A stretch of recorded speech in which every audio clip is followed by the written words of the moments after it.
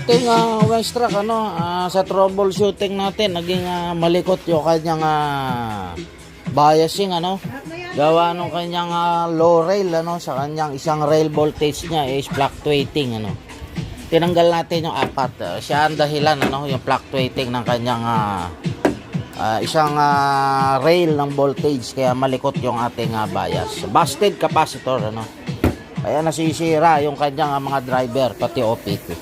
Okay, sound check tayo. Napakalinaw sa Westrack yung kanyang driver board. Nakaset tayo pang mid-high mid-high tayo. Ito yung ginagamit natin. Tsaka ito. Wala tayong bass, puro boses lang tayo.